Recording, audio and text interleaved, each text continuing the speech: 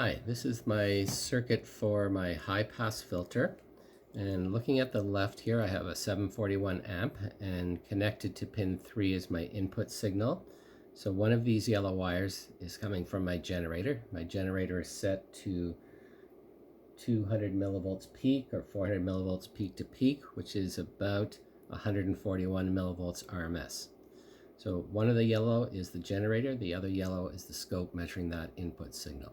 And this is just acting as a voltage follower to prevent loading to the function generator of the picoscope.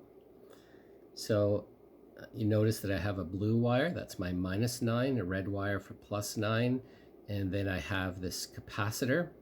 And this capacitor is the first one in the filter circuit. It's 10 nanofarads. I've wired everything correctly. This is the other 10 nanofarad capacitor. This is a 1K resistor. These two resistors are both 1K, but they're in parallel, so that gives me 500 ohms. You can see the little jumper wire there. And then that goes to pin number 3. There's a jumper from pin number 2 to pin number 6. And same thing, -9 and +9 at the top, and the rail here is ground, and at the very bottom that rail is also ground. And I have my output being measured by the second channel of my scope. The output is on pin 6. Just going to this jumper so I can connect my scope probe to it. Okay, hope you found this useful. If you're troubleshooting, measure right on the metal of the pin. Put your meter at ground. Measure pin 4, make sure it's -9. Measure pin 7, make sure it's +9. And when you're troubleshooting, start at the input, make sure you've got the correct input signal, and measure all the voltages at different connection points. So for example, make sure that the voltage here is the same as the voltage here using the scope, and it also should be the same voltage up there. Then go to this point and measure that voltage, measure the pin on the 741, make sure it's the same. So all those connecting points we can measure to help troubleshoot the circuit. Double check that your supply is on, that you have the correct supply voltage, that your input is okay, that your scope is set to the correct value. Thank you.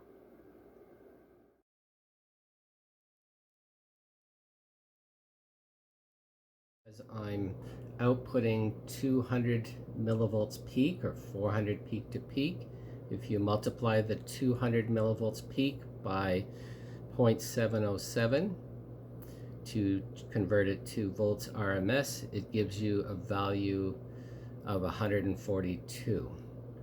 Okay, so now we're noticing that the output at a very high frequency, in this case 100 kilohertz, we're getting about 120 millivolts.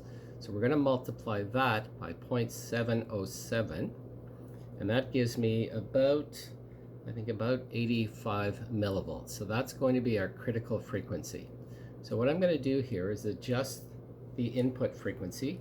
I may adjust the amplitude and horizontal on the scope as we're moving along. And you can see the frequency on the top right and the voltage on the bottom. So now I'm at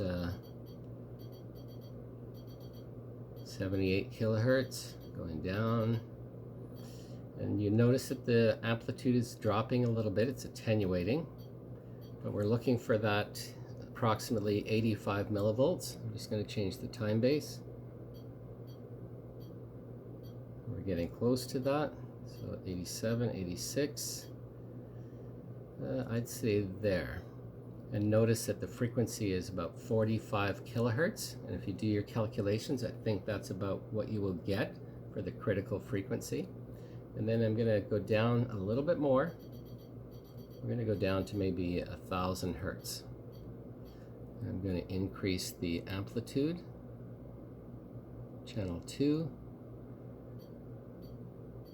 I'm going to change the time base. Where are we at? 20 kilohertz. Change the time base again, and the amplitude. Although we're reading at the bottom, so it's not critical to do that. But we're getting really small now. We're down to 5.6 millivolts RMS. And where are we at? 4 kilohertz.